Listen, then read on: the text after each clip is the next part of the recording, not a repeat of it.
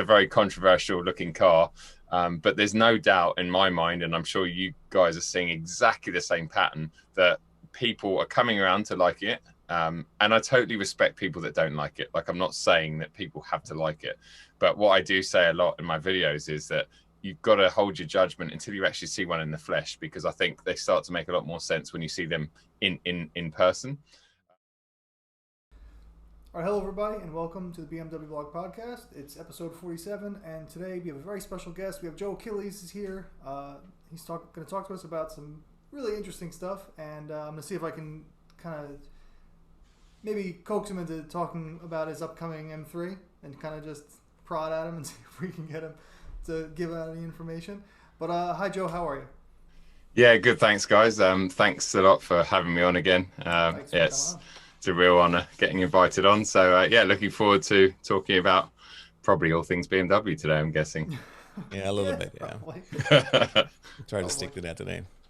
Yeah, we have a few interesting topics because BMW's got a lot of big news the past couple weeks. It's been like really BMW heavy in the automotive news world. Yeah, I haven't noticed actually. I haven't seen any M3 or M4 videos online at all. Like nothing. Not at all. No. Did you attend the UK lounge, the press lounge? Yeah, I did. It was pretty hard, as it is, I'm sure, for a lot of the world. They had a really cool launch planned around a track day, and it was going to be really, it was going to be great for those cars. But they had to cancel it last minute because of the continuous sort of restrictions we got here with COVID. So it was a very basic sort of turn up to BMW HQ. Here's the keys for a couple of hours and go off. But it was good enough, It was It was enough. So there wasn't any track component. It was just road driving. just road driving for us. Yeah, I think a couple of the sort of big wigs like Top Gear and stuff got cars for a few days so they could go and hire their own track and stuff. But it was just road. But I actually recently, a couple of days ago, managed to take an M4 out onto a little handling circuit just to have a little skid around. So yeah, it was good. Nice. That's cool, man. I'm a little jealous. We didn't really get much here to do. Horatio was able to go out to Palm Beach in Florida and drive one for a little bit, but they really yeah, it was the same thing there. I was supposed to go on track too, and it got canceled the last minute. The track thing, and I ended up just driving like around Palm Beach. The problem that I'm not sure if you ever been to Florida, it's kind of flat. Yep. There really no hills, no back roads. It might be the least exciting place to drive any car in the world. I mean, it's cool if you have a convertible and you go by the ocean, Ocean Drive and all that. It's beautiful. But if you want to drive a sports car, I mean, I'm sure there are places I just wasn't familiar with. So I only drove a little bit, for a few hours around the area, but I didn't have a chance to really push it hard. So we're doing the same thing. We're trying to get another drive in and maybe some track time. One of our other guys went to Munich, actually, so there was a Munich event, but he was local, so that was the nice part. So he had a chance to do that Myzak, driving academy course a little bit. So that's that. But I guess we're curious to kind of know, what do you think about the new M3 and M4 based on what you drove? So where do I start? Well, I mean, I've as well, Nico and I had a chat on the last podcast about the styling, and I mean, I guess we'll start quickly just talking about that because it's probably going to come up. I guess it's a very controversial looking car, but there's no doubt in my mind, and I'm sure you guys are seeing exactly the same pattern, that people are coming around to like it. And I totally respect people that don't like it. Like, I'm not saying that people have to like it, but what I do say a lot in my videos is that you've got to hold your judgment until you actually see one in the flesh, because I think they start to make a lot more sense when you see them in person. So in terms of styling, I think they look awesome. Like, I had an M4 for 5 days. I gave it back yesterday, and I really loved it by the end. So yeah, I think the early BMW Germany press shots just didn't do the car any favors. I don't know if you. I agree with you, actually, because I saw it in person a few months ago. Back in November, I did an event with BMW. They had them there. We couldn't drive them, but they had them there. Yeah. And the first thing you notice is there's so much more like 3D geometry to the grille that you don't see in photos. So it does look better in person. I still don't love it. Like, I'm still not a big fan of it, but it does absolutely look better in person, and people should actually see it in person before they make final judgment, for sure. Yeah, I think in my case, I'm a little bit different. I'm not too keen on design, or I don't get stuck on design. I honestly don't care usually, and this is why I've been driving an i3 for the last, I don't know, 7-8 years basically. I mean, it's not the prettiest car, but to me it was the right car. It's utilitarian, you know, it's you know, nice to drive. So that's all. There's like a new design. I don't really have a, you know, a hard take on it. So with the new M3 and M4, I kind of knew what to expect anyway, because I've been talking to them for the last few years, and they were trying to prep us kind of for the big change, what's going to happen, what's the story behind it. And I only saw the car, you know, in real life, you know, a few weeks ago, and I maintain what I said in some of our articles. Basically, I love the car in darker colors. So if you see like a black or, you know, tanzanite blue, I think it looks fantastic. It hides a nice grille. But I mean, some of those bold colors, it stands out a little bit more. What I am happy and is the fact that they went with black surrounds on the Kini grille, and apparently that was a request that came from the U.S. market. So early on, there was an input from the dealers here that, you know, they should go with that. It's the right choice. So I think if they got with chrome, would have been even, you know, more sticking out. But I also had the F82 and the M4 side by side, and I did like a quick video. And if you look at that, I mean, clearly the F82 looks like the, you know, the safer car, the more balanced, the typical BMW. But for some reason, it just looks dated. So if you look right away, you can tell it's a little older car. Where the new M3 and 4, they just stand out. I mean, they're bold and all of that. So I don't know if people need to come around to like it or not, but I think in the end, I think it's going to come down to the driving experience. And I think some of the people will, once they get behind the wheel, they will probably try to forget about that, you know, grill in the front. Yeah, of course. Now, totally. Actually, do you like the M3 or the M4 better styling-wise? Because you spent time with both, and that, you know, not everyone has, so... I have. I mean, I've always preferred the M3. I mean, in the last gen, I preferred the M3 to the M4. And then before that, I preferred the E90 to the E92 M3. I just love the 4 doors, and I love that the rear arches on the, let's call it the M3 now, it's just a bit more pronounced. It looks a bit more muscular, you know, like and I love things like RS6. I love cars that are like, to a lot of people, they might look at it and think, oh, it's just a family car, but it, you know, with nice wheels, and it's not shouting too much. And the M4 doesn't shout, but I think the M4 is very elegant looking, especially the last generation. What the new M4 I think has introduced is it's bridged that gap between let's say an M440i and the M4. The M4 now looks a lot more muscular than an M440i or a regular 4 Series. Whereas I think in the last generation you could get a nice M Sport Spec 4 Series next to an M4 F82, and they actually didn't look too different. So I think that the gap's growing, but for me it's always it's M3, and that's why I've got one coming, because I just love them. Well, which spec did you order? Oh yeah, I was just gonna lead into that. Well, I haven't announced it yet, so I haven't announced it. No, but well, I can. So in terms of, I mean, we probably get completely different options and stuff. But over here, I've gone for the carbon pack, which is the carbon exterior stuff. You know, the intakes and stuff around the front, all the bits of carbon. We only get the competition over here in the UK as well. So it's an M3 competition with the carbon packs, the carbon exterior, carbon seats on the interior. The carbon inlays on the interior are standard here in the UK. And then I've gone for the visibility pack, so the laser lights. And then what else? Not really many other options, because it comes with head-up display. It comes with pretty much everything.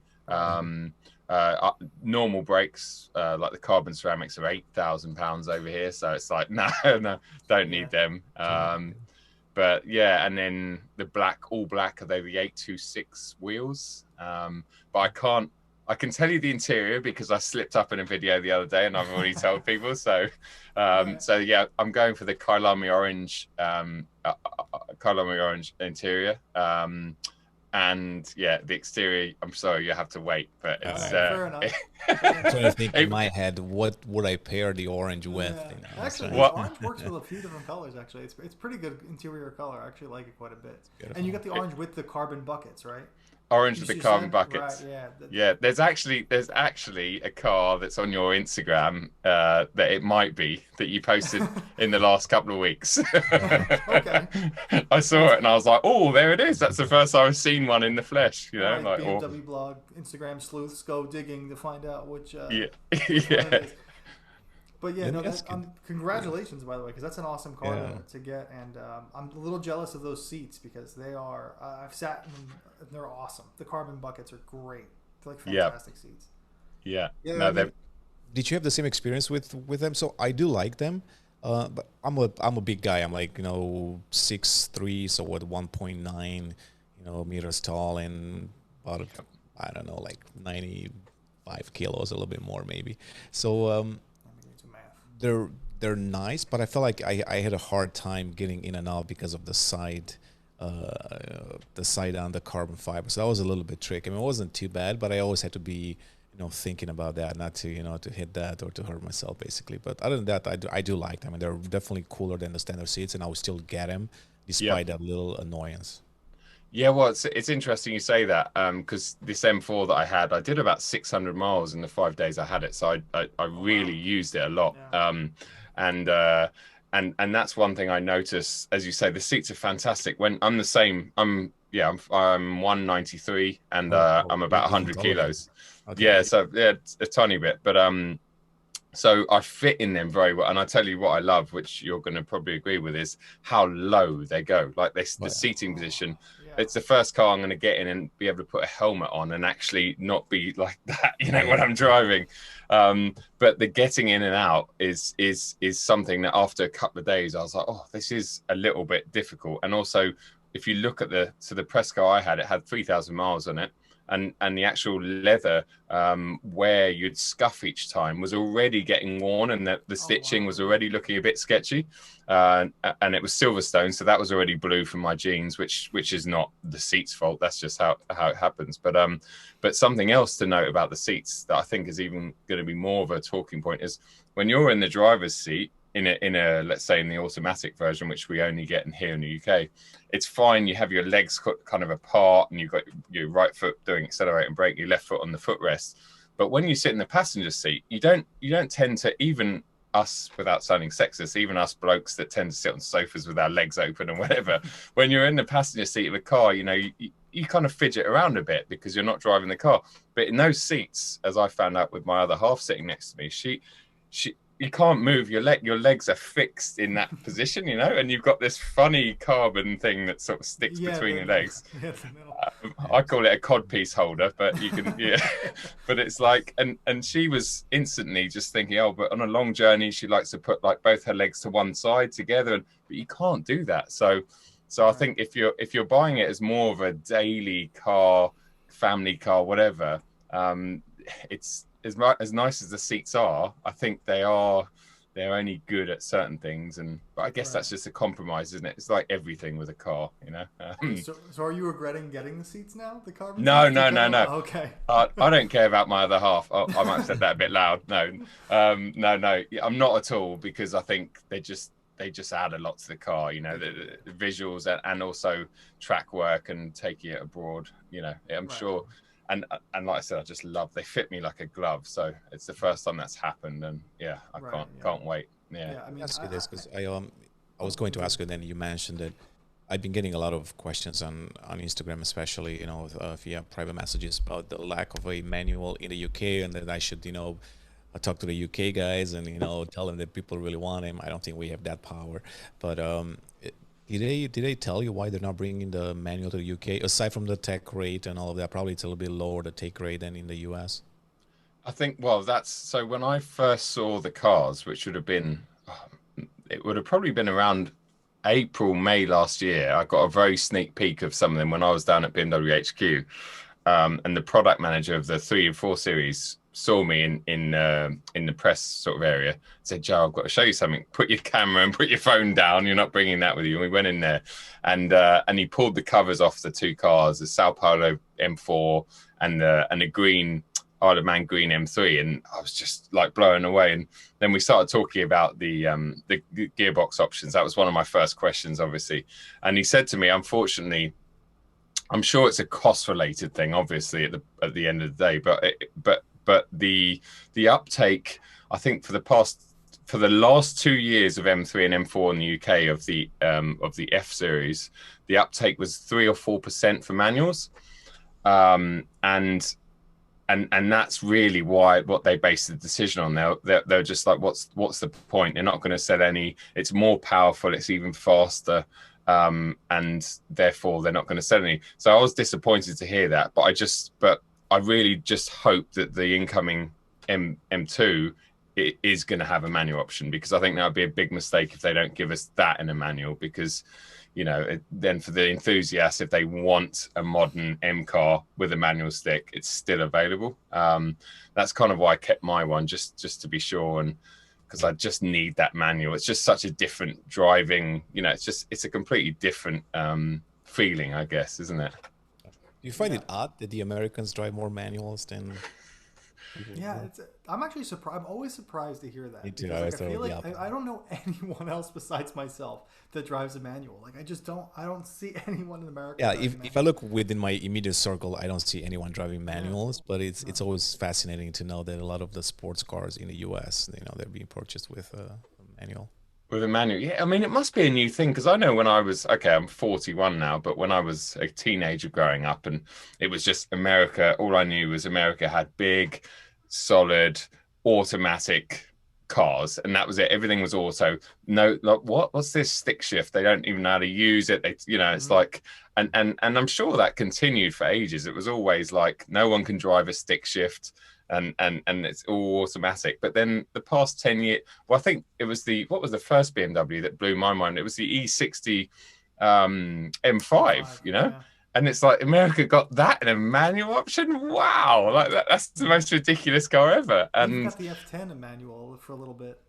Yeah, that's just awesome. I mean, I don't know if that's just because it's maybe easier in the sense that, you know, you're a left-hand drive market, but so it's easier for them to, if Germany or somewhere in Europe are getting it, then it's easier to produce cars for you guys. But yeah, it's amazing. It's fascinating. I've got to come over one day and find some of those manual cars, because I just can't imagine an E60 in a manual. That must be such a surreal experience. I think BMW has one in their classic fleet here. I remember driving F10 and also an E60 a while back. They have this classic fleet that they keep here with some of the unique cars. Yeah.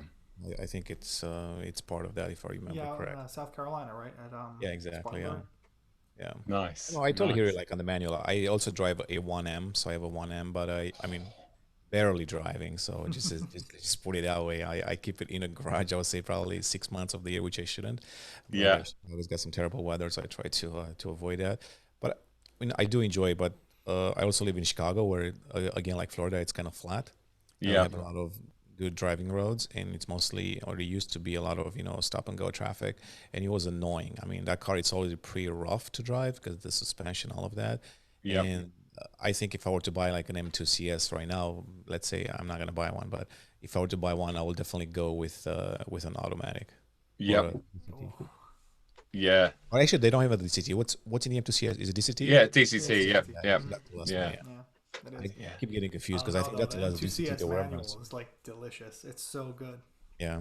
I haven't driven the M2 CS. I think Nico got a chance to drive most of the newer cars, but I haven't had a chance to do the M2 CS, so I want to drive that soon. I spent a week with that. That was really special. You did too, right, Joe? You tested that for a little while, right? Yeah. I had a couple of. I had a DCT one right when they first came out, and then a manual one towards the back end of last year.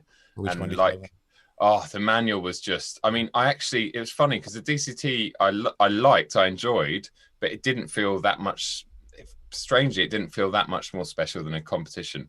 But the manual car, for some reason, everything seemed to just gel together really well. And I didn't want to give that, I really did not want to give that car back.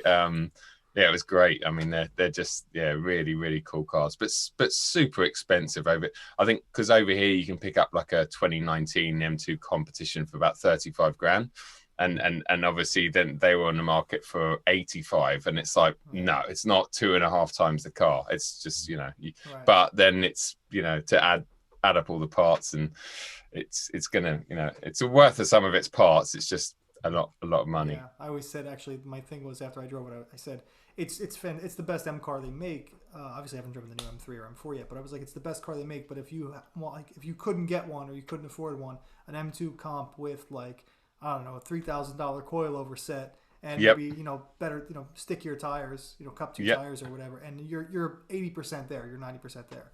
Exactly, because the M2 competition is so good as it is that you have one with a manual, so how good it is. Yeah. We have a question for you. Okay. I'm actually gonna throw you a curveball, Joe. So when it comes to YouTube and YouTubers, I mean, we're not there yet. We're doing more on the media side, probably like publishing, but we're doing a little bit of video too. When you buy a new car, do you buy because you like it, or you just buying because it's a hot product and you want to attract more viewers and all of that? And that's not a knock on you basically for doing that, or anybody that does that. I just never understood what's the rationality behind it.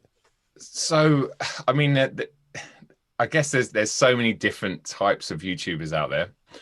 There are the YouTubers that are chasing new products just to keep the channel interesting, I guess. And I think what I like to do on my channel is I'm not a journalist, but I try to do journalistic things and scientific things with cars, if you like, and actually try and share my experiences with people. In terms of the cars that I buy, I mean, really, so my M2 comp now I've had for 2.5 years or something. Before that, I had my M140 for a year. So I'm not really that person that is chasing new cars for views. The M3 I was very excited about, and to be fair, because of the combination of YouTube going well, it's starting to make me some decent money now and pay the bills and make me afford to buy an M3. So I guess there is that influence there. But the spec that I've gone for on the M3 is probably as an influence of the channel and like social media pictures and things like that. It needs to pop. Whereas I think if I was just speccing a car for myself and I wasn't online, it would be a far more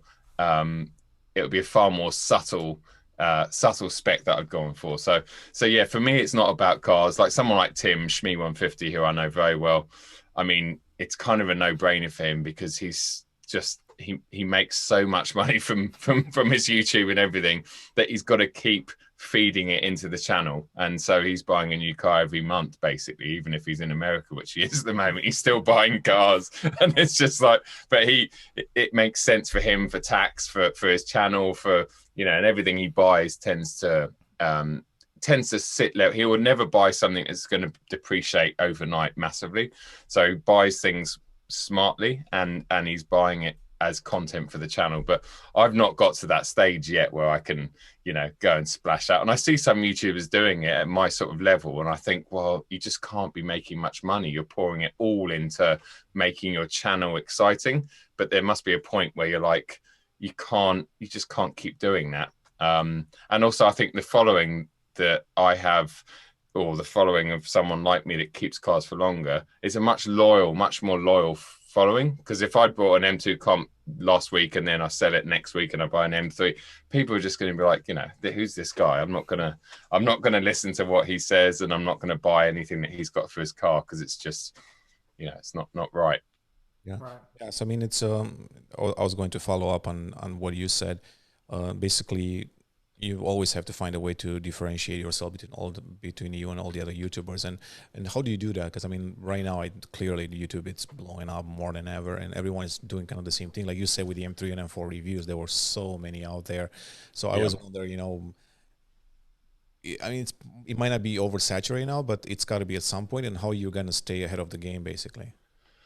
Yeah, I don't think there is an answer for that, and I don't think even the big YouTubers know sort of how to keep that going. I mean, Car Wow, for instance, they've got they've got a brilliant thing going there. You know, Matt Watson's amazing. Their drag races are brilliant fun. And their reviews, I mean, mostly down to Matt and the team around him. They just make, you know what you're going to get, and it's always going to be entertaining. Even if he's reviewing something very boring, he's going to be funny. And they've got to a point now that literally they could post anything and it would get like 1 million views overnight. But so to get to that level was amazing. But I guess when I look at my channel at the moment, I'm consistently getting like 100,000 views on average per video. And when I compare my stuff to someone that's much bigger, I'm not going to name any names, but some of the British YouTubers that used to be mega YouTubers 3 or 4 years ago, their channels are just dying because they haven't really, in my opinion, a lot of them haven't evolved. They haven't really, it's the same old stuff day in, day out, day in, day out. And I think their audience have grown up and they're just not responding to the same old stuff. With my stuff, I just try and make the quality a lot better. So each video, I'm constantly trying to evolve and make it a little bit better, trying to add a bit more, trying to teach myself what I didn't like in the previous video, try and change it for the next one.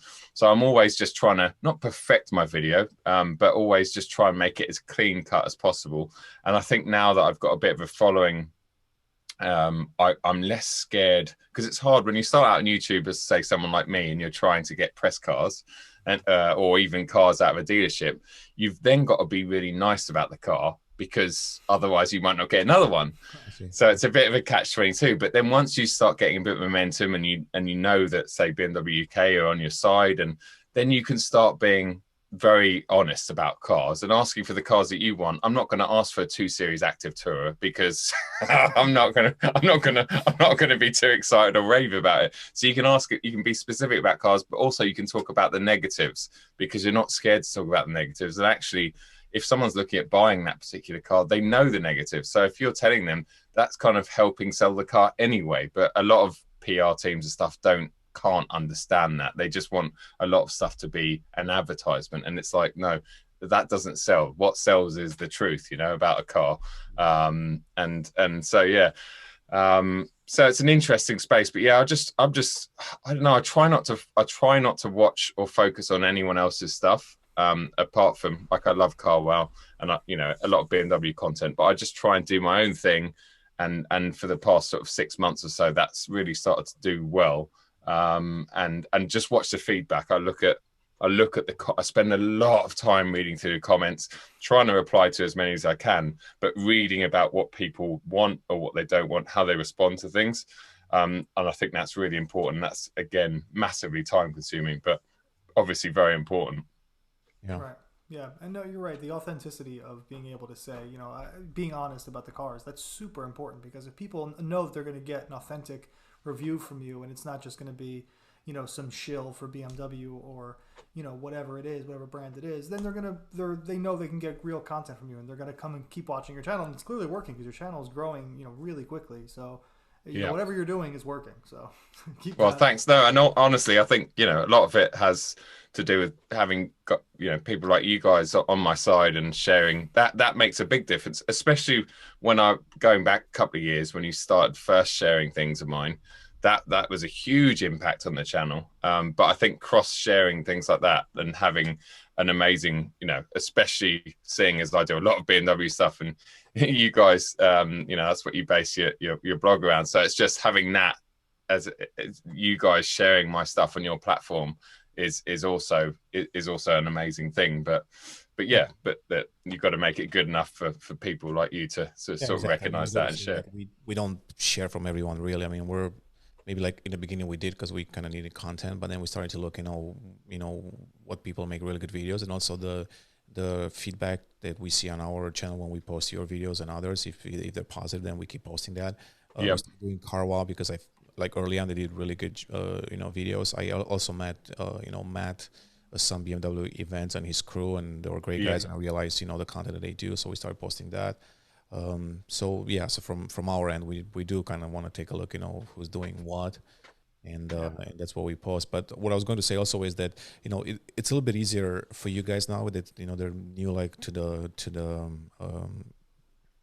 media world, or whatever, the YouTube world. especially with cars, because when we started, I don't know, 10, 12 years ago, there was no concept of new media, like, blogs and all of that. It nearly took years to get some support that would make a difference. And now it's a little bit easier because now they're, all the automakers, especially BMW, they're used to YouTubers and TikTokers and Instagram and that. I mean, the uphill, is much, harder for us basically, because we need to teach them what's a blog really. It's really just a magazine. It's online. It's not, print. Right. But now they totally get it. So now if somebody comes up with some really good videos and stuff, they know that it's a new thing and it's working and it's worth trying. So it makes a little bit, your life easier. As far as authenticity, we always try to stay true and objective. It's not always easy because we cover mostly BMW stuff, but we've talked to BMW, a few times, and we said we need to stay true. If we don't like something about a car, we'll point it out, because if we do, then people come back and they know that when we post something positive about a car, they know that it's real. Yeah, it's real. So we're not just a marketing machine, right? So it's sometimes it's really hard for us to keep that balance, to be objective, and sometimes we go out of our way to find a fault that maybe somebody else wouldn't find it. Like when I review cars, and I have time with them, I really try to find that little thing that that would annoy me or that I don't like, just because we want to be real. So we dig a little bit deeper than anybody else. But like every brand, I always say there are no perfect products. There always going to be a product that somebody doesn't like. And the other thing from our end, and we talked about this with Jason Camisa, was that it's so hard to put yourself in the shoe of the actual customer. So I've been saying this for a long time. Even though I love the 7 Series, I don't see myself ever owning one, because I'm just not that type of a driver or person. So I'm more of on the M2 side. Like the M2, that would be the car that I would probably always want to buy. So when we review cars, that's the hardest part, and I talk to Nico about this a lot. How do we become the customer and make sure taking your head off? Exactly. Yeah. Like Active Tourer, I remember, speaking of that, just a side story. I went to Frankfurt Auto Show a few years ago with Chuck, a friend of ours, and they asked us what kind of car we want to drive from Munich to Frankfurt, and we said an Active Tourer, and they're like, "What?" So we only took the car because, first of all, we're not getting the car here, so that was good content, but we wanted to see if it's useful. So I was so tired, and Chuck drove all the way, and I slept in the car the whole time. And that was part of the review. I said, if you going for a long trip and you're tired, perfect car to relax, sleep, lounge, and all of that. So stuff like that. So I did not mind the Active Tourer from that perspective, and I do see why a customer would want to buy that car in Europe. Yeah. I don't think that it works in the US, but in Europe, the market, and if it's not expensive, I guess it works.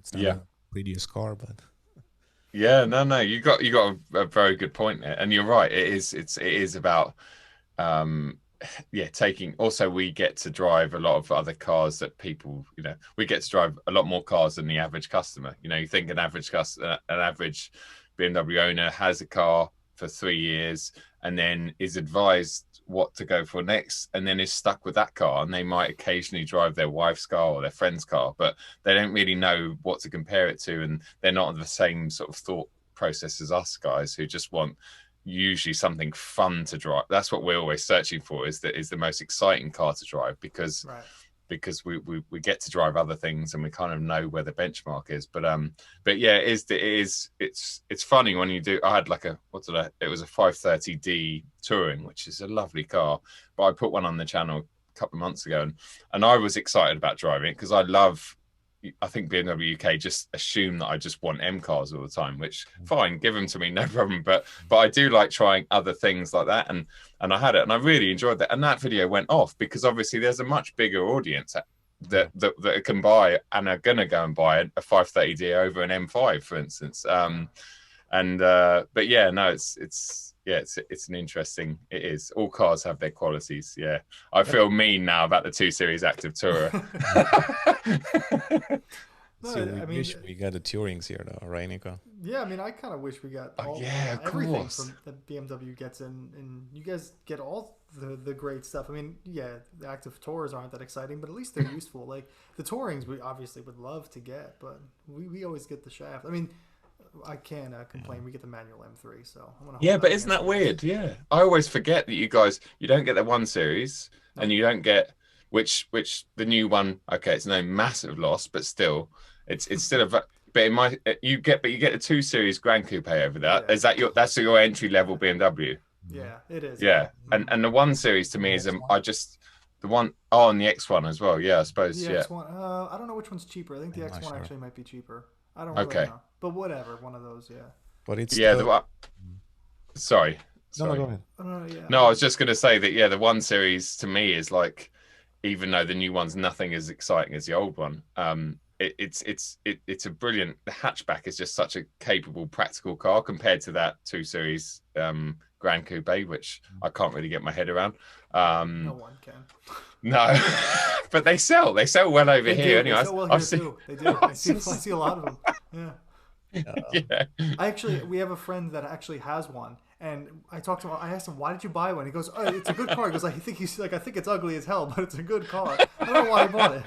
Yeah, but yeah, I think also as Americans or people that live here, we buy cars also mostly because of the prestige of the brand. Right. So if it has the badge on the hood, we'll probably buy it. It also comes down to pricing. So I would say the American consumer, and I can probably generalize, we're all about getting deals. You know, if you get the best deal, then we want the badge for the cheapest amount of money possible. Exactly. Yeah. So that's how we're thinking all the time. So if you go to the dealer and they tell you that you could get the 2 Series Grand Coupe for $200 per month versus a 3 Series for $5, I'll bet you any money that 9 out of 10 will pick that 2 Series Grand Coupe. It's 10 out of 10. It's 100% of the time. And you also got to keep in mind that we don't have a lot of roads to drive fast. So most of the cars, they're never going to be put at full potential. If you get stopped at 100 miles per hour, you're probably going to go to jail. Things like that. So a lot of people don't need, super cars here like super BMWs. So that's why they will buy that. But the other point that you said was interesting was the M140i, the previous one. I remember same thing. I went to Germany, Munich, and I always pick up a car to go to an auto show. So this one was in Geneva, and same thing. They said, "Oh, you want an M140i? Why?" I'm like, you don't get it. We don't get the car there. I want to drive that all the way to Geneva. Yeah. And I drove that car. It's still one of my favorite. It was an X-Drive, still one of my favorite BMWs ever made. Honestly, if I were to buy one, in Europe, I would keep it forever. It's like a 1M almost. It's a fantastic car. Really, one of their best cars they made in the last 20 years, and I don't say that lightly. Yeah, it's one I'm super jealous that you actually own, Joe, because you had a rear-wheel drive. Was yours manual? Your M140? So I had 2 M135i's. So I had an auto 2013 early one for 2 years. That was an auto. Then I went manual. So it was an LCI M135i, so facelifted one, but 135. They went around for long because then they introduced the 40i. So I had that for about a year and a half, maybe 2 years, and then I brought an M1. So I actually had 3 of the M lights. Then I had an M140 auto, but I had a diff. I had loads done to that. So I got the BMW factory diff LSD on it, and it was just an absolute riot. Like I really missed that car, and that was just pre OPF filter, because obviously we have these horrible filters over here, and that was the last. I mean, that car was brilliant. You could hear it everywhere. It was almost too loud for me. It would be now at my older age, but yeah, compared to some of the newer B58 cars that we get in Europe, you just don't even hear them. Like a 440i now, if you're on the outside of them, you can't even hear it over here. It's a good sounding car here. Yeah, well, but that B58, the potential. But I think the restrictions, the sound regulations in Europe are getting so bad now. And that's another thing you're talking about the customer earlier on, that we've got to think about the other customers. But also I think the other way, the customers in Europe anyway, everyone complains at the moment about cars sounding bad and this and that. It's like, yeah, but manufacturers aren't doing it on purpose. Right, they're getting literally strangled at the moment. Engines and the manufacturers are getting strangled. And I think, the new M3 and M4 don't sound amazing over here, but they sound pretty good. And I'd much rather that than hear a 4-pot or have an electric car. It's like, come on, let's just celebrate what we've got while we've got it, because it's not going to be around forever. And I just think people don't realize the restrictions that Germany have with all their, and it's not just BMW, it's all of the Audi, they all sound so strangled. It's frustrating and sad, but well, Audi's the worst because they have the soft limiter at like RPM, so you can't even rev it like standing still. You don't hear anything. They actually have that here too. and you drive a new Audi here. We don't have the OPF filter, but we have the soft limiters on Audis. They still sound like crap. So it's just, it's such a shame. We always have to point out. So I make a point on some of the videos that I post to make sure that we mention if it's an OPF install car or not, because some people don't realize the differences, and they see a European model and they're like, oh my god, it sounds terrible. And then you have to tell them about the OPF, then they don't know what an OPF really is, because we don't have that here. And I've been always trying to get two cars from BMW, one with OPF and non-OPF, to put them side by side and kind of rev them up and show them the differences. And it's something that I still want to do this year, you know, hopefully, and you know, work with an audio crew and be able to really capture that, to show people there are significant differences in between the sound of the car. So yeah, for sure. We kind of get lucky in America. We both get manuals in the M3s, and we don't have the OPF filter, so we're a little bit lucky on that. You get the Tourings though, so that's the other thing. You guys get the Touring. So we don't get Touring for us, it's like the manual TU on the M3 and M4. Yeah, a lot of people are very vocal about the Tourings and they really love them, and you know, they want them, but it's such a small number that it's really not worth homologating the car to bring it to the US. I heard that it's a huge amount of money to do that for the Touring, and then the uptake, you know, the take rate, it's just very, very low. And even though a lot of people that, you know, they love it and will buy it, it's just not enough. That always interests me though, because Audi sold the RS6 here, which is weird. And the second it went on sale, it was sold out immediately, and then any dealer that had them were marking them up $20,000-$30,000 over sticker. And people were still buying them. So it's weird. Audi is having a lot of success with the RS6 Avant, and BMW doesn't feel that they're going to have success here with the Touring. So I don't know. It comes down to the business right on that one. I think, Nico, it comes down to the business case, right? I mean, I don't know which one of the two has more money. I'm assuming maybe the VW group has a little bit more money to throw at it. So they probably can afford to have a lower margin or a lower profit margin on each car and be able to capture the market. The same thing they did with the R8, right? I mean, that was not a profitable car from what I know. No, but it's also dying now. They're getting rid of it. So I mean, it's it's an interesting thing, because as soon as the RS6 was launched in America, the new one, and they said that, I did think, oh well, they might start bringing Touring. BMW might see that, because obviously you'd think Audi have done enough research to know that they're going to sell enough to make it worthwhile, because they haven't got money to burn essentially. But yeah, I think an M3 Touring, I mean, the comments I see in my videos from a lot of American viewers are always anything Touring. Oh my god, I wish we got Touring. Wish we got Touring. And I know that they're obviously the car obsessed small percentage. The people like me that can't actually afford to buy the M3 Touring are the ones saying, "Hey, bring it over here." What are we going to do with it? So. No, it would be. But I could picture one. I could picture an M3 Touring in the States, like no problem. That would surely sell. But it's not going to happen. No. A little bit about you, Joe. You drove the 120i Ti, another car that we're not going to drive for a while. What was your thought on that? Yeah, I think it's definitely the most entertaining of the new 1 Series I've driven. The 135i was a bit disappointing. It did everything really well, but just wasn't exciting. Like when I had the 135, I had one for 3 months, maybe 2 years ago when they first came out, and I got to the point where I was never excited about driving it. I wouldn't jump in it on a Sunday morning and go out for a drive, because it was just a car, really. It was a good car. Whereas the 128, completely different, like a bit of an animal. I don't know if you've driven the new GP3 Mini. I have not. I think Nico did. Yeah. So the Jeep, I mean, that's an extreme, and to me on the road, it's too much. It talks the ears. It's and on track, actually, it's that I've driven one on track, and they start to make a lot more sense on track, because they're so stiff, the GP3, that on the road in the UK they're just undrivable with the weather and stuff.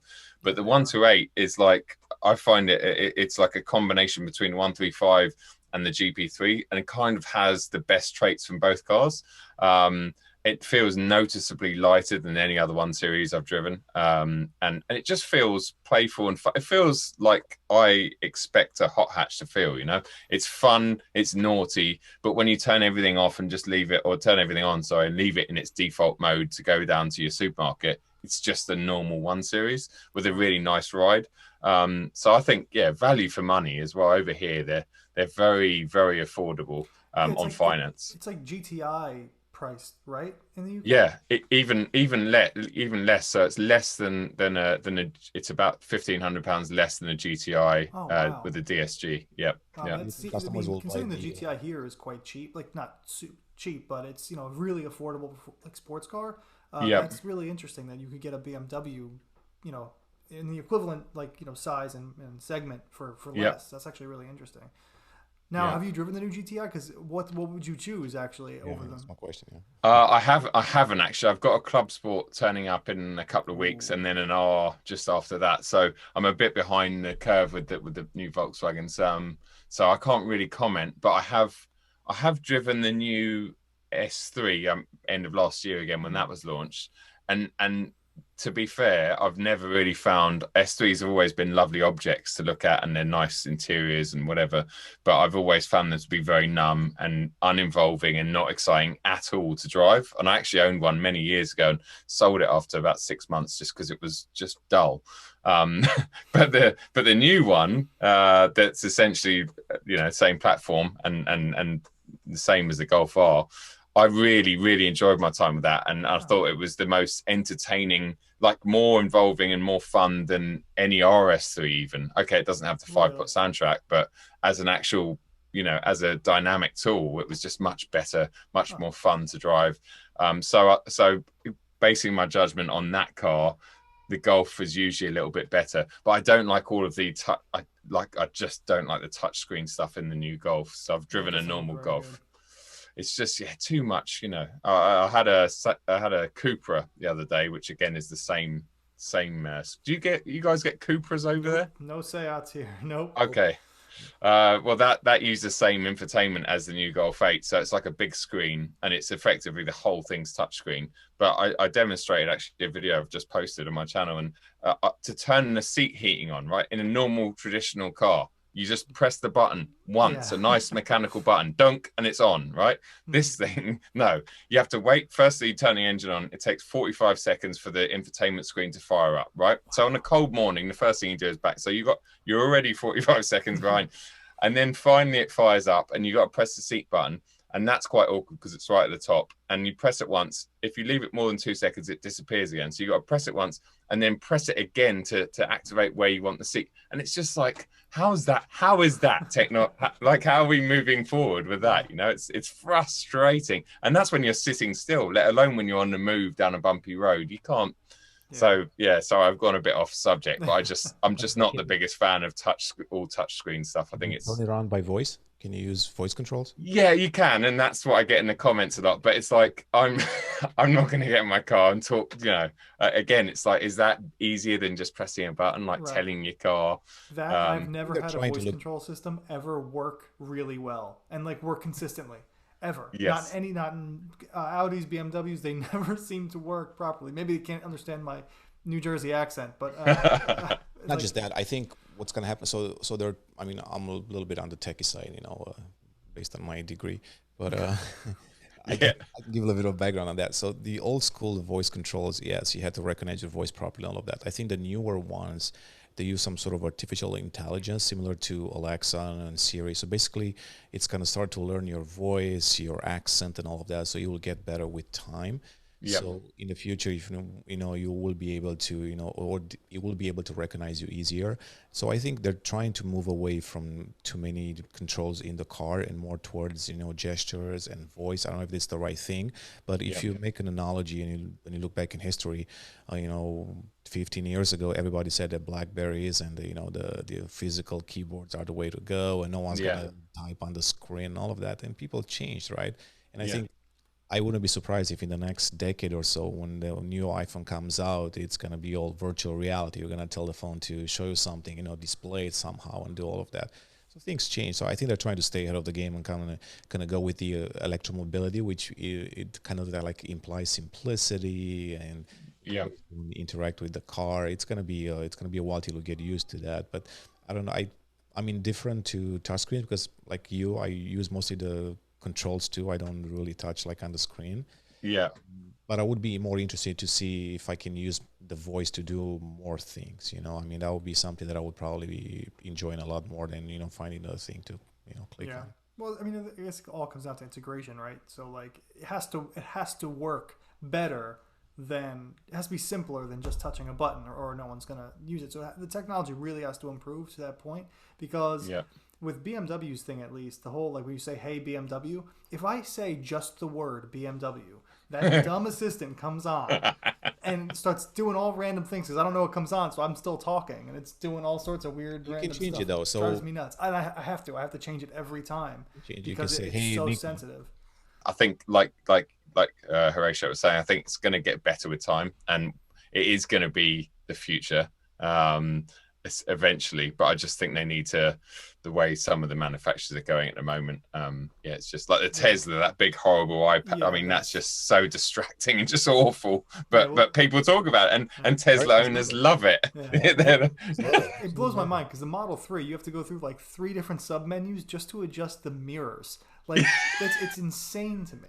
But I'm glad you brought up Audi because Audi seems to have backtracked a little bit. So with the e-tron, they changed, or the e-tron GT and the Q4, they changed that touchscreen is now physical buttons. So I wonder if Audi at least is starting to say, okay, this maybe was not the best idea for the touch climate controls. They still have the touchscreen MMI system, but the climate controls at least they changed because that was the biggest problem.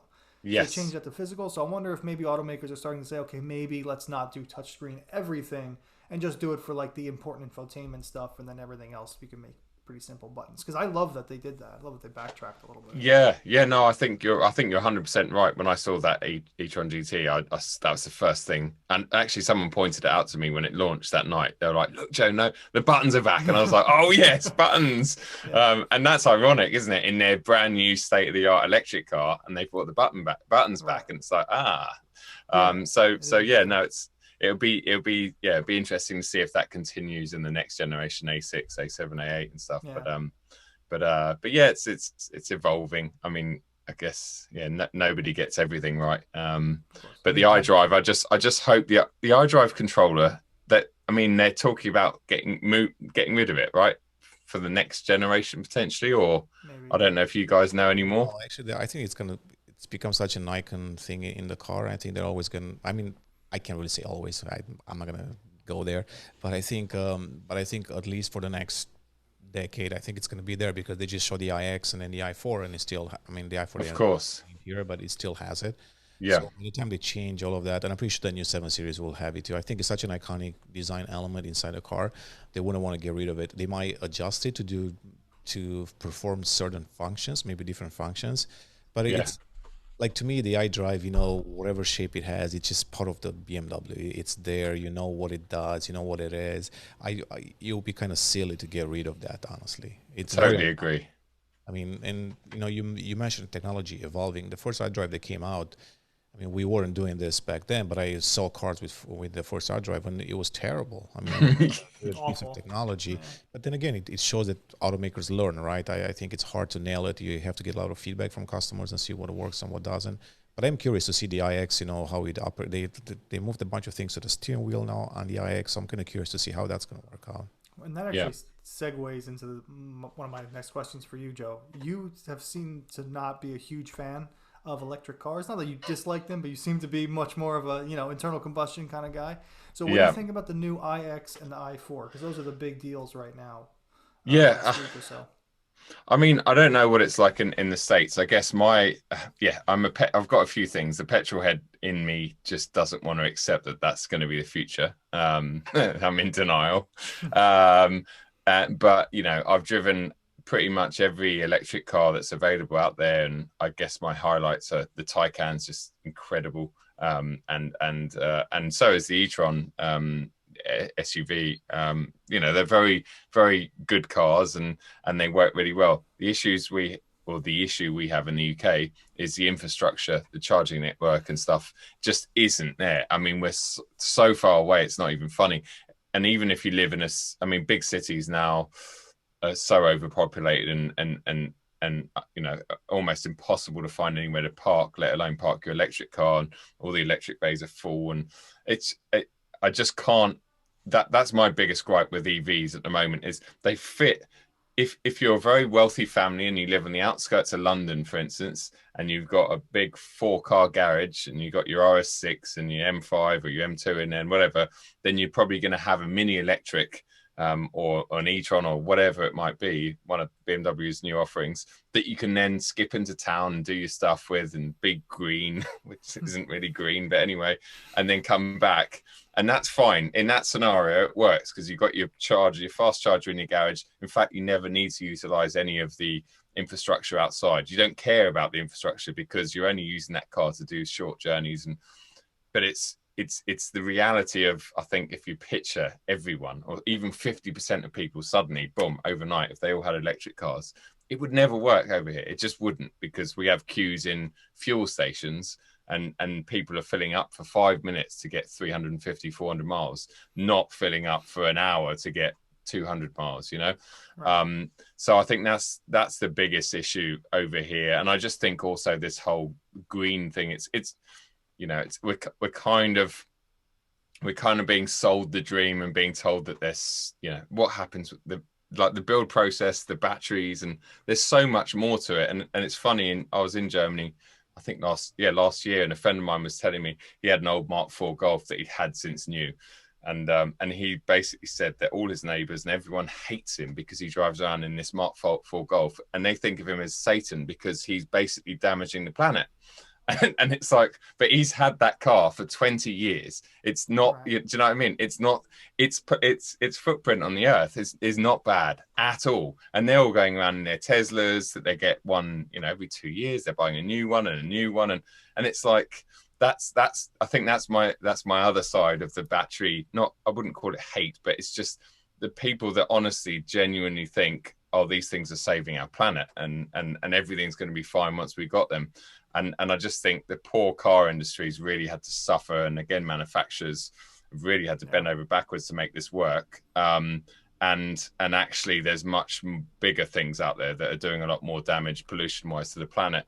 But, you know, forgetting all that, I think, that BMWs, I'm not sure on BMW's approach with electric cars. I love what Audi have done with the e-tron SUV in the sense that if you see one on the street, you look at it, you go, oh, is it a Q5? Is it a Q7? Or is it an e-tron?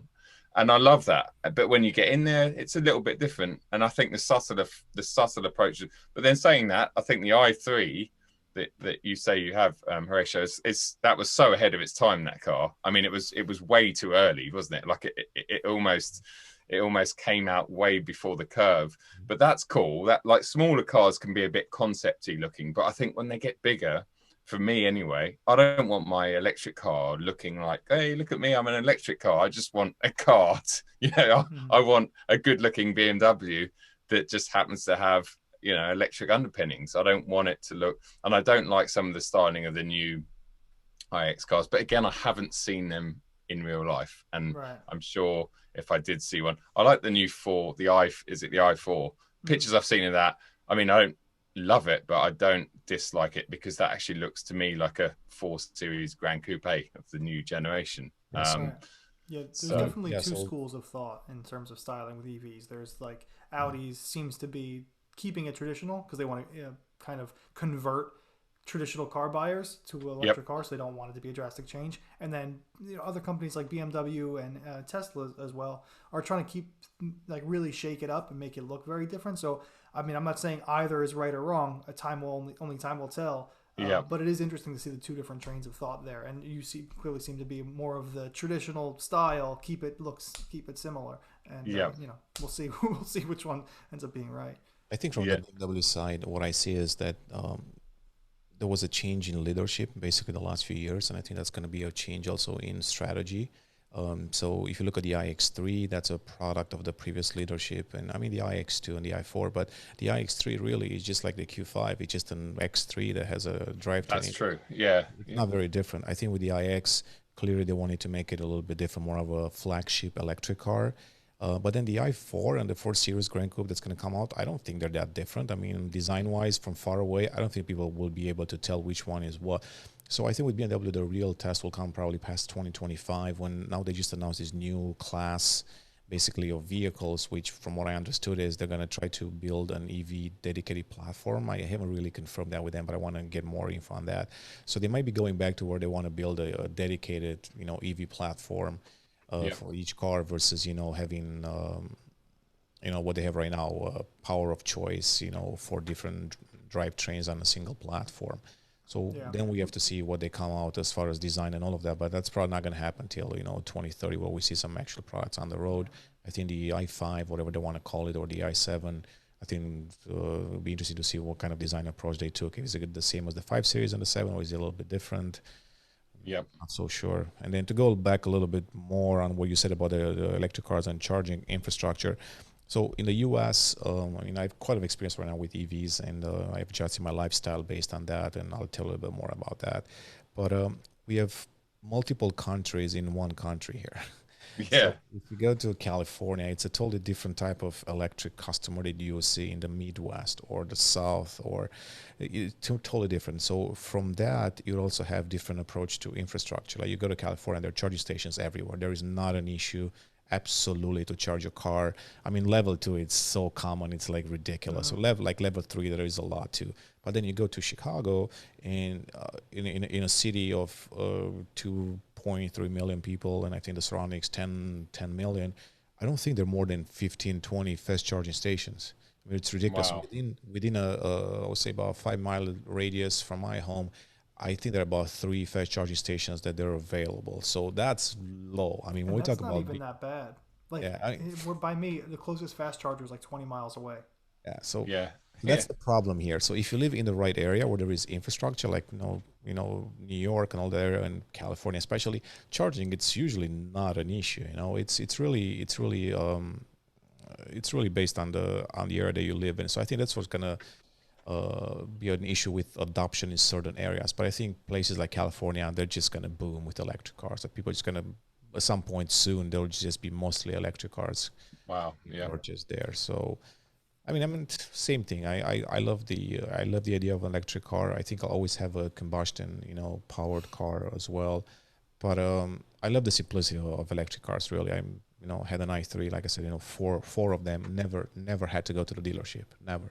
Yeah. I mean, literally never. I mean, sometimes they would call me to ask me to come in to kind of check out the car, and I was like, totally forgot about that. So that's one nice thing. The second thing is, that I don't have to think about, going to put gas in and all of that. It's just nice. And it was actually especially super nice for 6 years, because BMW had this free charging plan. So basically, that's right. My car free for 6 years. Now they have to pay like $7 to $12 per charge, and I'm like, oh man, this is terrible.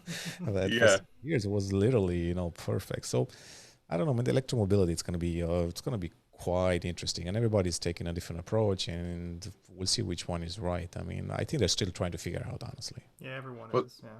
That's the other thing you just mentioned then as well, is cost, because going back 3 or 4 years here, to charge a car was really low. Like to charge a Tesla Model S cost about £10 or something, and to fill up a car of that equivalent, it would have cost you £100, because our fuel prices are a lot higher over here, obviously. But now what's happening is all these charging networks are putting the prices up and up and up and up, and as the car sales are going up, the prices are going up. And in fact, I had a Taycan a couple of weeks ago, and I did my research, and I found a fast charger, which the closest one to me is about 20-minute drive, because I live on the in the countryside, but not far from London.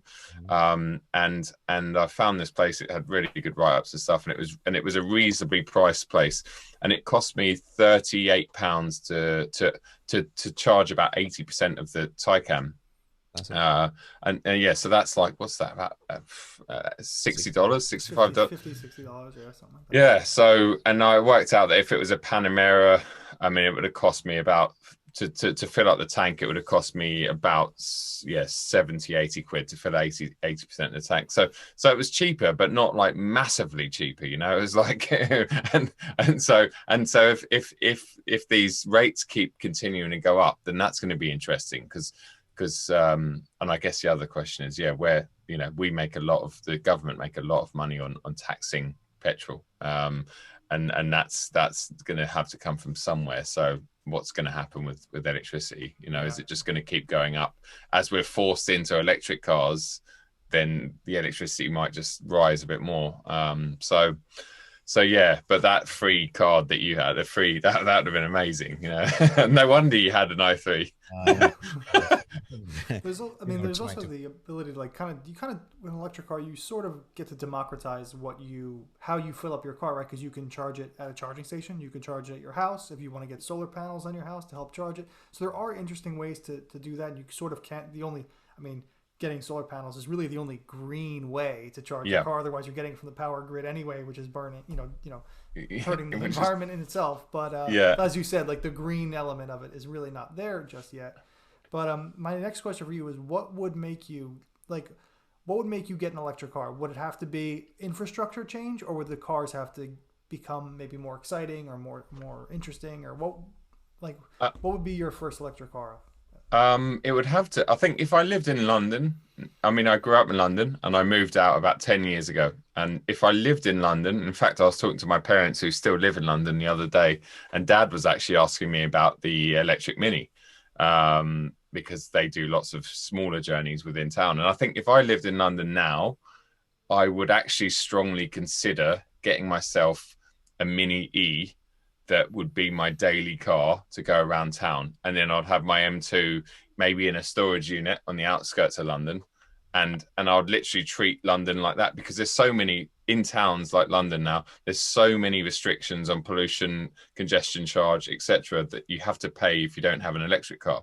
And so having an EV makes your life so much cheaper and so much easier. And also it's nice. I took a Mini E into town a few weeks ago, and it was just lovely. It was the first time I really appreciated an electric car, driving through the middle of one of the Royal Parks with in the park itself on the road, but yeah, window down. It was a nice spring sort of afternoon, and it was just nice because I couldn't. The limit is 20 mile an hour. There's cameras everywhere. You can't speed in towns. Like you just wouldn't in London. It's a built up area. And I was sitting there going, wow, I don't want any more. This is lovely. Like I could hear the birds singing. I could hear the bicycle. And it was just like, oh, I feel like I'm out in the environment. This is really nice. So I think if I lived in town, if I lived in London, I would and if the charging was possible, if I was in an apartment or a small house or something that made it reasonably easy for me to charge a car, then I would definitely consider one, probably even now, just to get around a lot of the restrictions on combustion engine cars. But where I am now, until I'm forced into getting one, there would be no reason for me to get one, because it wouldn't make any sense. It would be a pain.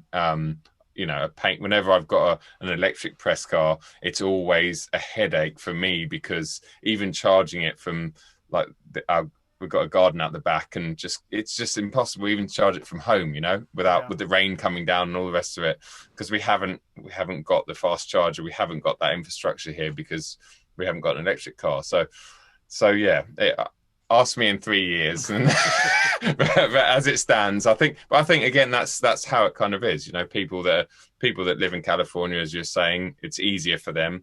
Again, it's all down to the infrastructure. And if I moved to London tomorrow, I would literally be like, oh, Mini electric, they're like a couple of £100 a month, and they'll save me on fuel. They'll save me. I'll probably be better off having one than not having one, for sure. Right.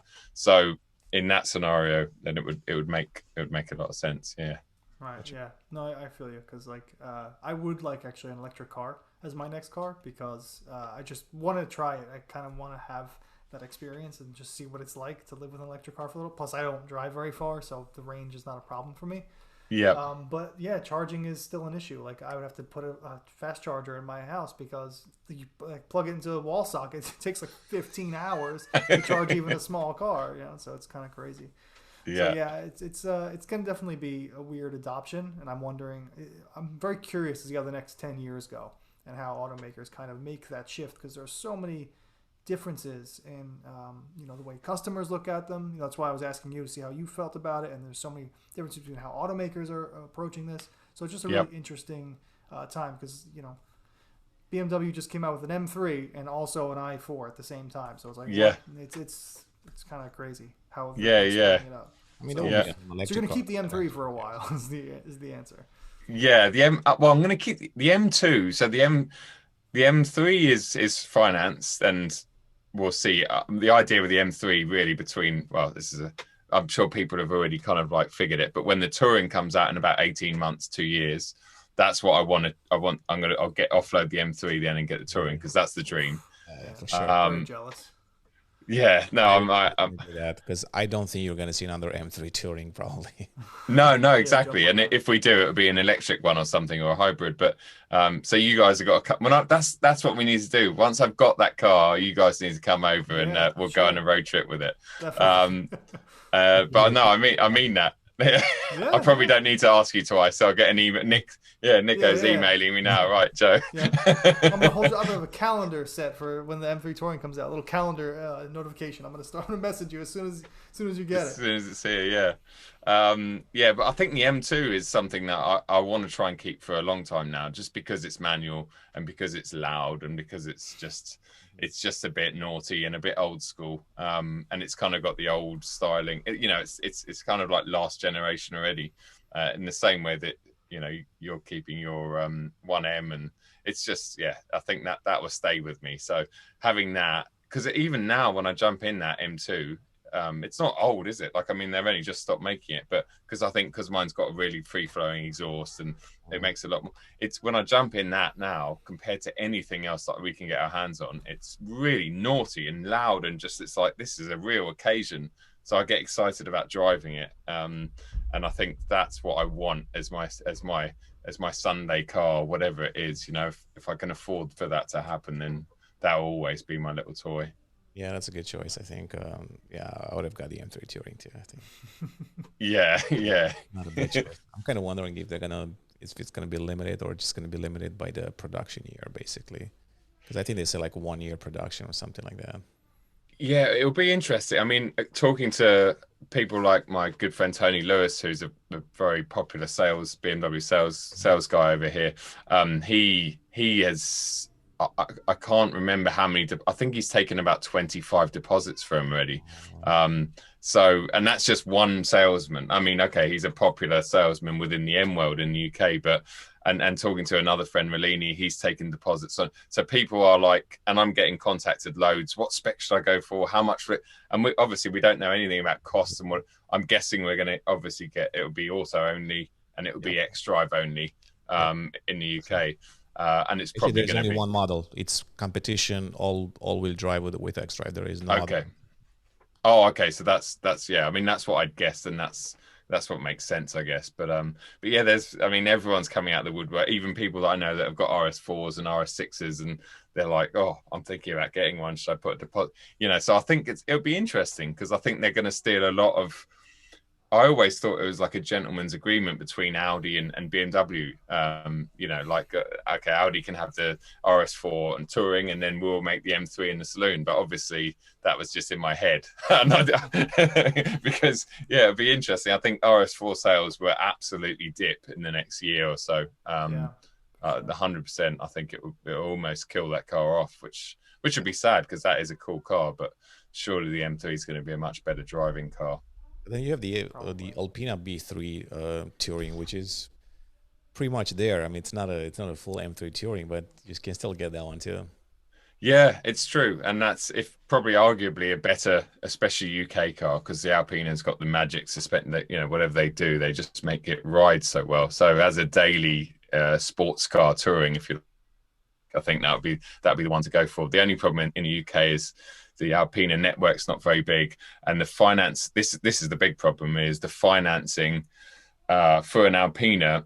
Finance companies don't recognise them as an M car equivalent. They look at an Alpina B3 as an M340i almost, and so when you're financing a car, let's say over 3 years, the settlement figure at the end, or the residual at the end, will be an M340 after 3 years. Okay, that's a bit exaggerated, but if you can imagine, so you're paying off this massive thing, whereas an M3 is going to have that much value. So you're paying off that much finance. So when you look at the finance figures, they both cost the same retail, but the finance figures are massively different. An M3 is going to cost you a lot less than an Alpina.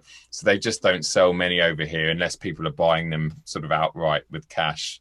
because it costs them a lot more money, effectively. But I love, Alpine is beautiful. Yeah, we spoke about that quite a bit last time. Yeah, Alpine is Yeah. a whole different level. And we're always super jealous because we only get like one or two. Now we got two. So it Yeah. makes it the whole, I might the get a whole third lineup. one, maybe the B8. Yeah. The B7 and the XB7, right? That's all No, we but they're get. doing now the B8 Grand Coupe. They're gonna Oh, announce right. Yeah, this the B8. week. Yeah, that would be pretty cool. So that one might be coming to the US because they had a B6 Grand Coupe also here too. So I Right. think that's it's more of a US car than anything else. I think any of those big Grand Coupes are definitely US cars. What? You trying to say that Americans only like big, gigantic cars?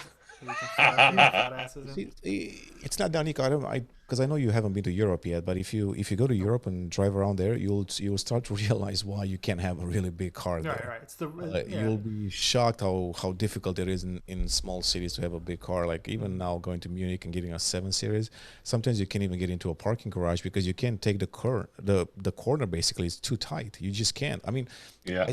I think Germans can because they're better drivers, but sometimes I had to get out of the car to literally look. You know, I mean, even though I would trust the sensors, I was like, "Am I gonna fit? Am I gonna go in?" Yeah.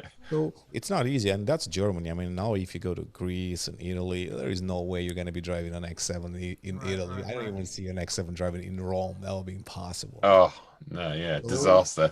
If The we have the X7's roads, a Texas special. That's really what that is. if you have the big roads, we definitely like the big cars, and it's nothing wrong with that. I think it's just because we have the infrastructure. I mean, those huge lanes, you know, where you can drive anything on it, basically. Yeah. But before we let you go, Joe, because we don't want to keep it too long, we deviated no worries. at the beginning from the M3 and M4 drive because you said you had it for like 5 days. So, tell me, did you have a chance to drive the F80 or F82 in the past, or? Yeah, I mean, I've spent a lot of time in them. I mean, what did you feel? I'm kind of curious to see if it kind of matches what I felt also. Yeah, so 2 days ago actually I drove, so I had that M4 and a friend of mine's got a 2019 M4 competition F82, and we had a little handling circuit, and so I got a chance to drive literally back to back, like out of one straight into the other, out of that straight into the other. And it was interesting because the old car's definitely got more feel. It feels a bit more, it feels lighter, and it felt I could understand what was going on underneath me on the track a bit more. Like I could feel the car moving around, and I knew where the weight of the car was, and I could feel the balance of the car. I got in the new one, and I felt more removed from what was going on underneath me, and everything just seemed to be turned up a level. But not to the point where it felt really numb. Not like, say, an M8 on track. It's amazing in M8 what it can do on track for such a big, heavy, you know, whatever it is. But in an M8, there's no steering for everything. It's just you're so removed from the car. It feels like you're in an SUV to me. Like it just feels fast, but you're like, how did it just get around that corner? I don't know. So I think that it's retained a lot of the feel of the old car, but everything just seems, they've just ironed out everything and turned everything up. So the grip, the front end was the biggest difference I found on track, was the stability and the extra turn in that the new car's got compared to the old one is unbelievable. And the tires are a bit wider. They're 275 over 265 on the old car, I think, and the smaller wheels as well help a lot with the suspension and the turn-in. I think a bit of tire sidewall. That's why racing cars have got side, you know, like DTM cars and stuff.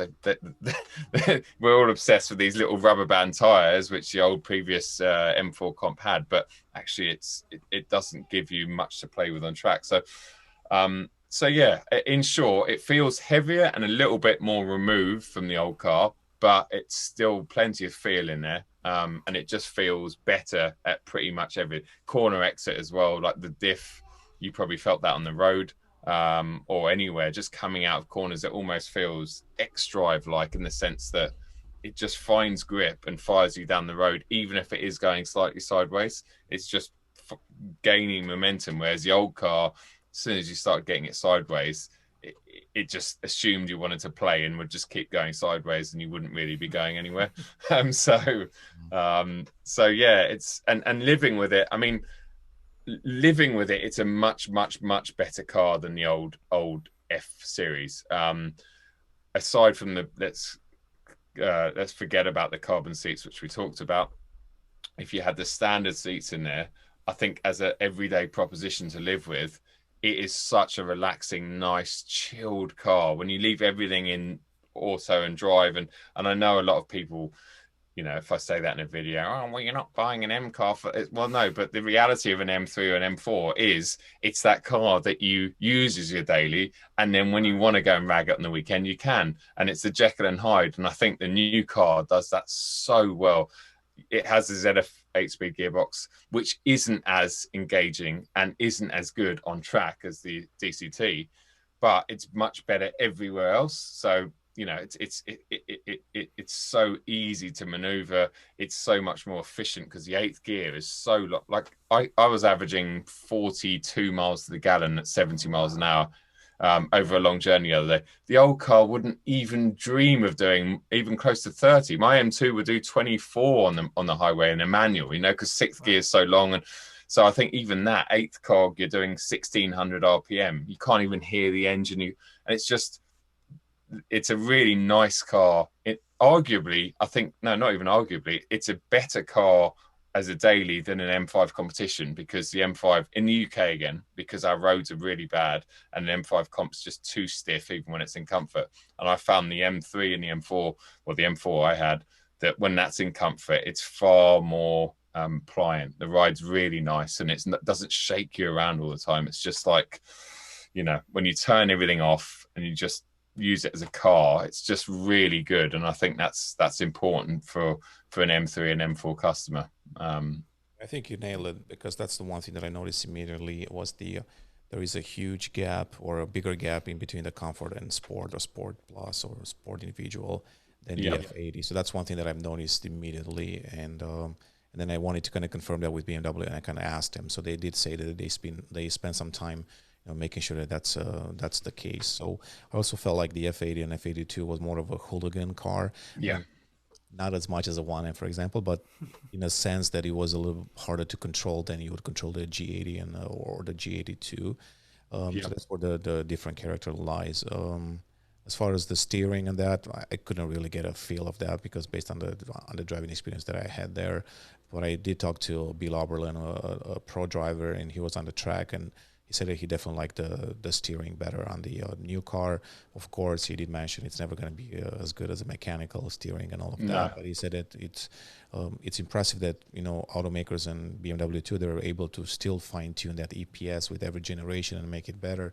Even when you think that, you know, this is the max that you can get out of it, they still manage to do something more. So I think you nailed it. Yeah, I think overall, as you expected, it's a better car. I just wish, from my point of view, I just wish it was a little bit lighter. Yeah. A bit heavy, yeah. And I did push them in a call. Actually, it was a Zoom call with them.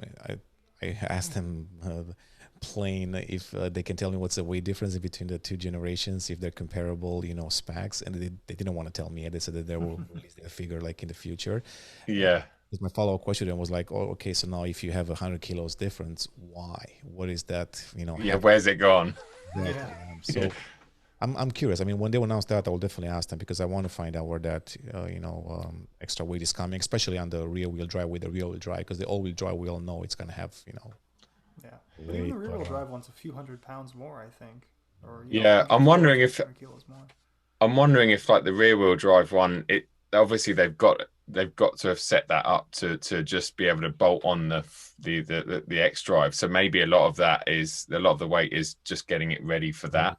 But also I think just all the feeling on the track, it's heavy, but the bracing and the rear support, there must be so much more stiffening in the chassis and the bracing and stuff. But it is a shame, and you can feel it on this little tight handling circuit. Like I watched back footage of people that were filming it when I was out there, and it looks like a heavy car. You know, my mate had an M2 comp out there, and his thing was darting left and right, and that's not a lightweight car by any means, but that looked really nippy through it, whereas the M4 looked big. It looked fast, but you could see the momentum of it, and it was like, okay. But yeah, I also wonder if it's our fault as a consumer there, because we want so many things packed in our car, like standard and all these features. And I Yeah. sometimes wonder if it's our fault because we want all this, you know, driving assistance features, yeah, head-up yes. display, and that. So I mean, honestly, I don't know the answer, but I always assume that it's my fault because all these cars are getting heavier because I expect, you know, more premium things inside the car and technology, and that's just gonna add up, you know. Yeah. Actually, I think Joe's right though. I think it's the bracing because I want to say it was Marcus Flash we were having a conversation with, Yeah. CEO of BMW M, and he said that the bracing, the M3 and M4 are so much stiffer than the standard cars and so much stiffer than the previous generation M3 and M4. So I think that they've added just so much bracing to stiffen it up as much as absolutely possible that it did add quite a bit of weight. And Yep. like you look at the strut bracing underneath the hood by the engine, it's not that beautiful carbon fiber thing anymore. It's like it's it's made of I'm assuming aluminum, but I don't know what it's made out of. But Yeah. it's bigger. Has more pieces to it, and it's metal, not carbon fiber. So you kind of take that and put that everywhere, under the body, under the front end, of the rear end, and you're getting a lot of extra weight there. So I think you're right. I think it's probably the extra bracing, but apparently it's worth it because it's apparently handles really, really well and masters Yeah. weight well. So Well, I think it's just like I mean, I don't know too much about the basic setup for race cars or let's say a DTM car, but I think if the chassis is as rock solid as possible, then the suspension that's bolted onto it has a much easier job of controlling the weight and doing its job. If you've got flex in the chassis, then everything's kind of out of sync, isn't it?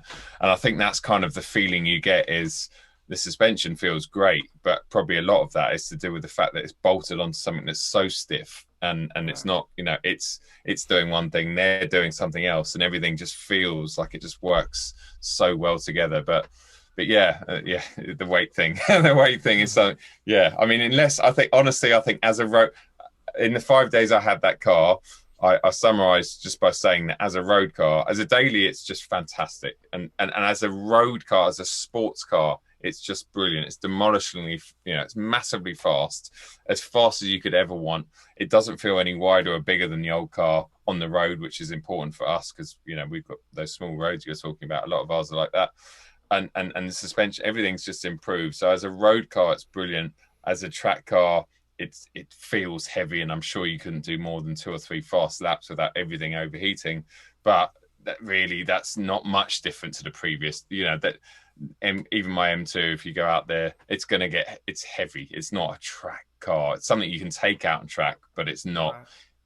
And I think, like Horatio was saying, that you can go and get yourself a Caterham or something and take that on track, but then that has nothing. It doesn't even have a radio, So it's like the two extremes. It's like, your track car is always going to be your track car, and your road car is going to be your road car. But I think what the M3 is all about and the M4, I think they've really hit the nail on the head. And I think what's going to be interesting, and I was talking to one of the guys at BMW UK yesterday when I dropped the car off, because there was one, I parked it next to an M8 coupe.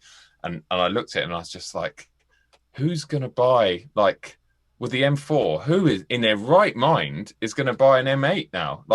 What, it's completely redundant, surely, right? Because you're talking 75 grand and an M8 is 120 grand. It's like 60,000. To me, it's smaller cabin, it's a smaller boot. The interior is exactly the same now. You're not getting any better tech in the 8. Right. In fact, the 4 has got better tech. It's got newer drift analyzer and all that stuff. And you just think, and you can get the lovely fancy carbon seats to show your mate. So it's like, well, are they going to sell any more M8s? I don't know. I don't know. So. No, well, I think.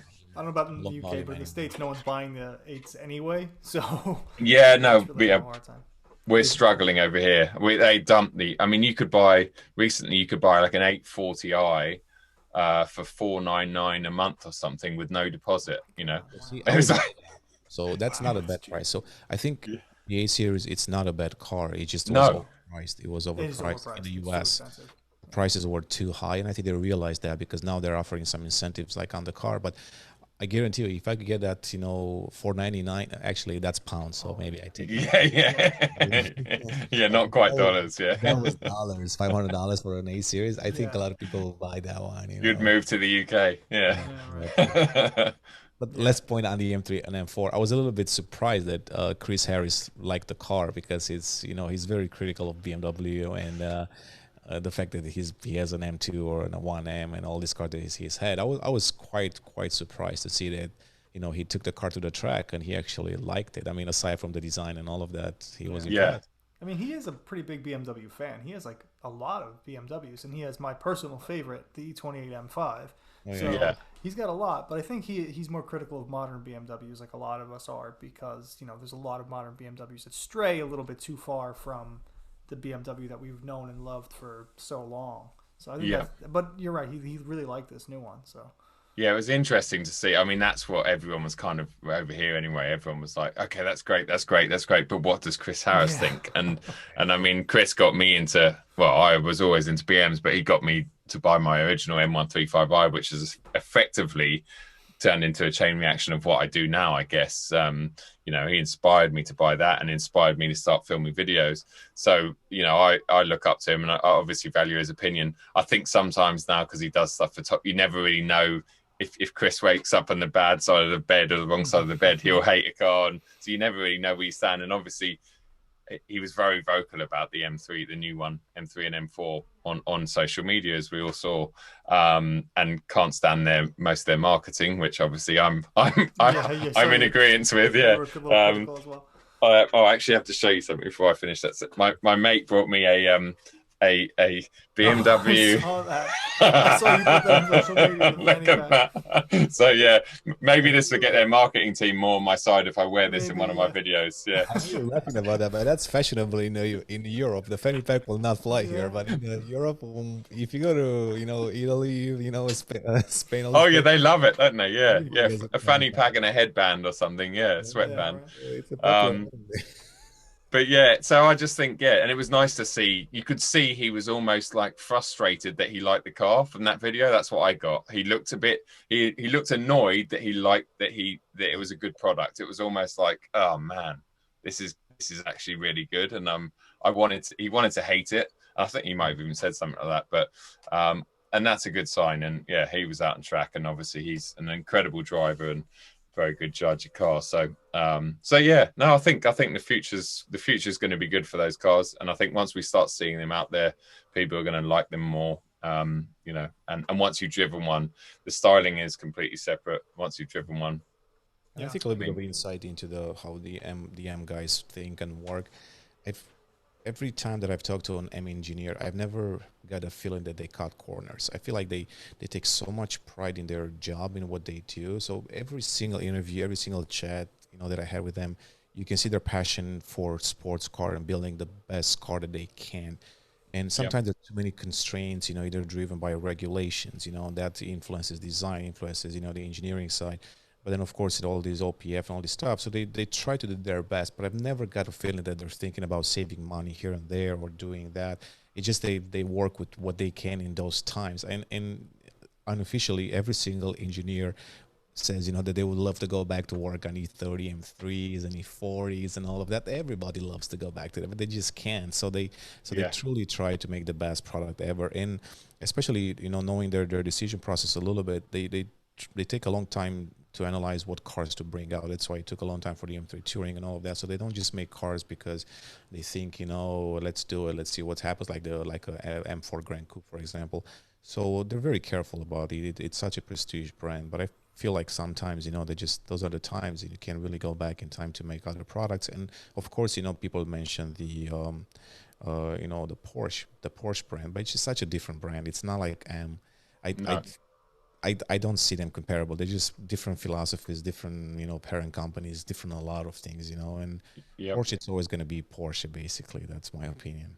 Yeah. No, I agree. And I think also they're kind of standalone products as well, like a 911 or Cayman. A lot of people say like the Cayman GT4 compared to the M2 CS or whatever. Similar price over here in the UK. Although you couldn't buy a GT4 because you have to be on Porsche's list. You need to go and buy 25 Macan diesels before they let you order a GT car. But I mean, whenever anyone asks me, it's like, the GT4 is one of the best, if not the best sports car out there. But it's a bit of a one-trick pony. It's a two-seater, tiny boots. It doesn't have and it's not particularly comfortable to drive around in. It's not, the M2 CS ticks so many boxes, you know. It's got, you can put 4 adults in there, no problem. Big boot, it's comfortable, and they're just 2 different cars. And I think that's that, you know, that's but it's more of a, I mean, most of the Porsches are really more of a weekend car, you know, or of a track car, versus BMW tries to bring a daily practicality in most of their cars. Yeah, yes, exactly. It's because of the customer, or because of the demographic, right? I mean, Porsche customer, they probably own, I mean, we know a guy, you know, that, you know, he's got so many cars, you know, and then he's got a Porsche too, you know. He's got a BMW hybrid i3, X3 regular, and then he has a Porsche, of course, you know. Yeah. Porsche, right? You got the money, you gotta have one. Exactly. That's it. That's the thing. But I guess it's good from a reviewer standpoint, or from a journalistic perspective. It's always good to be, you know, not critical of their products, but to kind of point out some of the things that we might not like. And I think they look at that feedback and they try to incorporate it, like, in the future as much as they can. I mean, I think most of the automakers do pay attention to customers more than ever, because they're the feedback that they get today, it's so real time. Like in the past, you'd have to do you know, marketing sessions or customer focus sessions to get feedback, or you know, or you get it through the dealerships and that. But now it's like, you know, you got to get to social media and you get it right instantly. Yeah. And they've got to listen to it as well, haven't they? Like it's true. Yeah, 100%. Yeah, like the fanny pack. They're gonna know. They're gonna know exactly what you think about the fanny pack. That was so weird though. I put this. Sorry, I'll get it again because I'm very proud of it. I put a post up the other night with me wearing it, like taking the Mickey out of it, just saying, you know, that I'm now going to try and approach the BMW marketing a different angle, whatever. But then literally half an hour after posting that picture, BMW M started following me on Instagram. Perfect. Look at that. I was just like, I mean, honestly, like, is that coincidence, or did they, maybe they really liked, you know, they're like, oh, now he's got one of these. So maybe this is the entry to BMW M. That's it. That's the ticket to the promised land, is the fanny pack. Yeah. There you go, man. Well, see, Horatio, that's what we're doing wrong. We're not getting the fanny packs going.